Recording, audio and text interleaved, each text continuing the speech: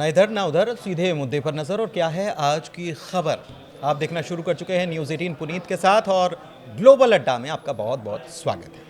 America की हम बात करने जा रहे हैं, जहां के लॉस एंजलिस और कैलिफोर्निया में ही समझ लीजिए कि भयानक बवाल मचा हुआ है। वहां पर ये स्थिति बन गई है कि प्रदर्शनकारी सड़कों पर हैं, हजारों की संख्या में प्रदर्शनकारी सड़कों पर हैं, और ट्रंप प्रशासन उनसे सख्ती से निपट रहा है। लेकिन अब तो वहां पर कैलिफोर्निया प्रशासन और ट्रंप प्रशासन आमने सामने आ गए। ये परिस्थितियां क्यों बनी हैं, क्या हो रहा है वहां पर, और ये क्यों हो रहा है, ये सारी चीज़ों को समझेंगे। अंकुर त्यागी जी मेरे सहयोगी मेरे साथ मौजूद हैं, सीधे उनके पास चलते हैं। सर, ये क्या हो रहा है, क्यों हो रहा है, और इसके आगे परिणाम क्या हो सकते हैं?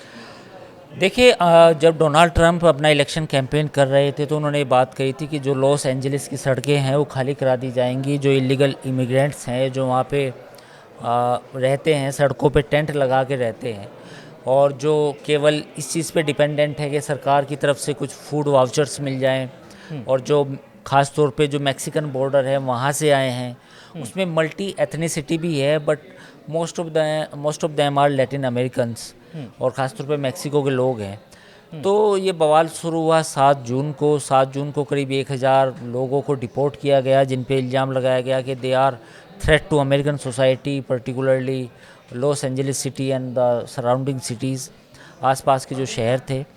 तो इन लोगों को जब डिपोर्ट करने की बात आई तो जो बाकी जो इमिग्रेंट्स थे वो प्लस कुछ और स्थानीय जो उनके ग्रुप्स थे वो सड़कों पर उतर आए, और उन्होंने करीब जो है कई सैकड़ों गाड़ियों में आग लगा दी। पुलिस जो वहाँ पे थी लोकल लॉस एंजलिस पुलिस, उसके साथ हाथापाई हुई। वीडियो आपने देखे होंगे, मुक्के चले, पुलिस को भी मारा, आग लगाई, रबड़ की गोलियां चली, तमाम चीज़ें हुई जो नहीं होनी चाहिए थी, या जो भी अमेरिका के हालात हैं।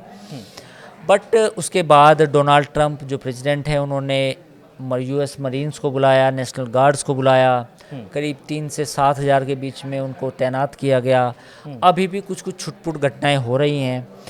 तो बेसिकली ये जो पॉलिसी है, आइस पॉलिसी है, उसके तहत इन्हें वापस भेजा जाना है, जो एक लॉन्ग टर्म प्रोग्राम है डोनाल्ड ट्रंप का। तो उसको लेके पूरा विरोध प्रदर्शन हो रहा है, और ये डोनाल्ड ट्रंप का चुनावी वादा था। उन्होंने कहा था कि जो भी इलीगल इमिग्रेंट्स हैं they have to go back in their own country. लेकिन अमेरिका में इसकी वजह से स्थितियां बहुत ज़्यादा बिगड़ी हैं, घरेलू स्थितियां बिगड़ी हैं, और ऐसा वहाँ से जिस प्रकार की खबरें आ रही हैं, क्या ट्रंप के लिए मुश्किल खड़ी करने वाला हो रहा है ये सब कुछ, उनका जो जिस तरीके से वो कर रहे हैं? देखिए, डेमोक्रेट्स ने इसकी निंदा की है, डेमोक्रेट्स इसे एज ए पॉलिटिकल अपॉर्चुनिटी देख रहे हैं, और डोनाल्ड ट्रंप इसको अपना चुनावी वादा मान रहे हैं। इसमें 2-3 चीज़ें हैं। बेसिकली ट्रंप बार बार ये कहते आए हैं कि ये जो पूरा मैस हुआ है या क्योस है, ये डेमोक्रेटिक पार्टी का है। उनका कहना ये है कि डेमोक्रेट्स ने बॉर्डर ओपन रखे। मैक्सिको एक ऐसी जगह थी, मैक्सिको का जो बॉर्डर था, आधे हिस्से में लगभग वहाँ पे दीवार है, आधा हिस्सा अभी भी पोरस है, या कई बार दीवार को भी सेंध पार करके आ जाते हैं लोग। तो उनका कहना ये है कि जो इलीगल इमिग्रेंट्स हैं जो अमेरिका पे बोझ बने हुए हैं, अमेरिकन सोसाइटी के लिए थ्रेट हैं, उनको वापस जाना होगा। डेमोक्रेट्स का मामला ये है कि इस मसले को वैसे बातचीत के जरिए सुलझाया जाए, और इसमें किसी आम अमेरिकन के साथ ज्यादती ना हो। ये डेमोक्रेट्स का मौक़िफ़ है। अब ये तनातनी चल रही है, 2026 में इलेक्शन है। कुछ स्टेट्स में या कुछ पैचेस में जो ये इमिग्रेंट्स हैं, जो न्यू इमिग्रेंट्स हैं, इनके पास वोटर आईडी कार्ड्स भी हैं। ये मुद्दा एलन मस्क और डोनाल्ड ट्रंप ने भी उठाया था कि भाई जो इलीगल इमिग्रेंट्स हैं उनको वोट डालने का अधिकार आपने कैसे दिया, जबकि वो सोशल सिक्योरिटी का पार्ट नहीं है, वो टैक्स नहीं देते अमेरिका में, बट अगर वो 2-3 साल से रह रहे हैं they are now eligible for the voting. तो ये भी एक अलग मसला है जो आने वाले समय में इस पे भी विवाद पैदा होगा कि कौन वोट डालेगा और कौन वोट नहीं डालेगा। इस मुद्दे पर भी वहाँ बवाल मचेगा। एक चीज़ और है, कैलिफोर्निया प्रशासन जो है वो ये कह रहा है कि ट्रंप ने अपनी शक्तियों का दुरुपयोग किया है, और वहाँ पर कैलिफोर्निया प्रशासन और ट्रंप प्रशासन जो है वो आमने सामने, मतलब ये स्थिति जो एक संवैधानिक संस्थाएं अगर आमने सामने आ जाएं तो ये बड़ी गड़बड़ वाली स्थिति है ना सर? देखिए, ट्रंप ने सीधा सीधा जो अपना उन्होंने पोस्ट किया, उन्होंने जो गवर्नर थे उनकी आलोचना की कि ये रेस्पॉन्सिबल है, उनकी गिरफ्तारी तक हो सकती है, ऐसा कहा जाए। हाँ, उन्होंने कहा कि नहीं, उन्होंने धमकी दी कि आपने मतलब you are responsible for this, और उन्होंने अपनी एग्जीक्यूटिव पावर्स जो होती हैं प्रेसिडेंट के पास, नेशनल गार्ड उनके अंडर में आते हैं और यूएस मरीन उनके अंडर में आते हैं, उनको भेजा फिर। मतलब जो लोकल पुलिस थी वो इन सब राइट को कंट्रोल करने में उनको मुश्किल थी, वो कर ही नहीं पा रही थी। तो डोनाल्ड ट्रंप ने अपनी एग्जीक्यूटिव पावर्स का इस्तेमाल किया और यूएस फेडरल के जो सिक्योरिटी गार्ड्स हैं या सिक्योरिटी एजेंसीज हैं उनको डेप्यूट किया। तो इसको आप मतलब डेमोक्रेट्स इसकी आलोचना कर रहे हैं कि भाई आप एक स्टेट का मुद्दा है तो उनके स्टेट के गवर्नर को मैनेज करने दीजिए, आप उसमें क्यों अड़ंगा डाल रहे हैं। मतलब आप जानबूझकर आप ओवर रिएक्शन कर रहे हैं शायद से। और लेकिन बात ये भी है कि ट्रंप इसे जीवंत, इस मुद्दे को जीवंत भी रखना चाहते हैं क्योंकि ये उनके लिए इलेक्टोरल प्रॉमिस भी था, जो उन्होंने वादा किया था चुनाव में वो भी था।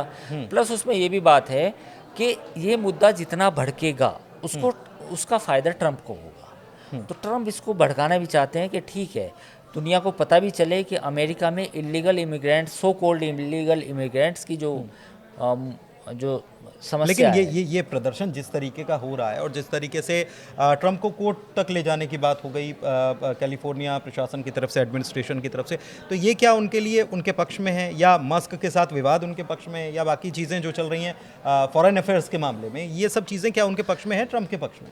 नहीं, मैंने जैसे पहले बताया कि ये मुद्दा ट्रंप को ही फ़ायदा करेगा क्योंकि ट्रंप ऐसे ही मुद्दे चुनते हैं। देखिए, अगर कोई इमिग्रेंट्स का मुद्दा वहाँ फिर से उठता है तो 2026 में जो बाई इलेक्शंस होंगे उसमें उनको फ़ायदा मिलेगा कि देखिए मैं बाहर निकलना चाहता हूँ लेकिन कुछ लोग इस देश में ऐसे हैं कि जो इलीगल इमिग्रेंट्स को बाहर नहीं जाने दे रहे। तो ट्रंप ऐसा नहीं है कि इन्होंने जानबूझ के ऐसा किया है, उन्होंने सोच समझ के ऐसा किया है। और जो स्ट्रक्चर है यूएस का, यूएस में अगर आप देखेंगे तो जो 50 राज्य हैं, 50 राज्य के पास और यूएस फेडरल गवर्नमेंट के पास जो शक्तियाँ हैं वो बटी हुई हैं। कुछ मामलों में तो बिल्कुल मतलब क्लैरिटी है कि यूएस की जो केंद्र सरकार है या जो फेडरल गवर्नमेंट है वो इंटरवीन कर ही नहीं सकती क्योंकि इसका नाम भी ऐसे ही रखा गया था ना, यूनाइटेड स्टेट्स ऑफ अमेरिका। तो स्टेट्स के पास भी काफ़ी पावर्स होती हैं, वहाँ ऐसा नहीं होता जैसा बाकी मुल्कों में होता है कि स्टेट के पास कम पावर हो। तो ऐसे में जो गवर्नर थे, जो बाकी और वहाँ के लोकल एडमिनिस्ट्रेशन के जो लोग थे, उन्होंने आलोचना की कि जो फेडरल गवर्नमेंट है, ट्रंप है, वो जानबूझ के इसमें इंटरवीन कर रहे हैं।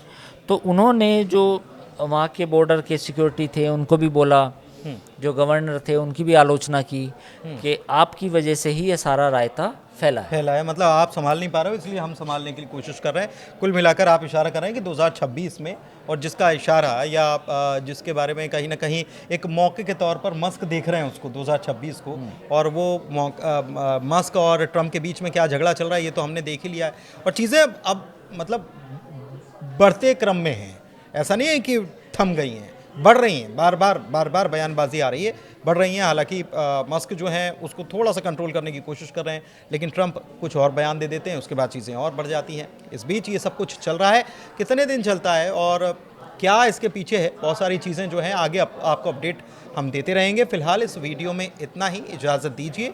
कैसा लगा ये वीडियो ज़रूर बताइएगा, चर्चा कैसी लगी ये बताइएगा। हमारे चैनल को लाइक कीजिए, सब्सक्राइब कीजिए। बहुत शुक्रिया।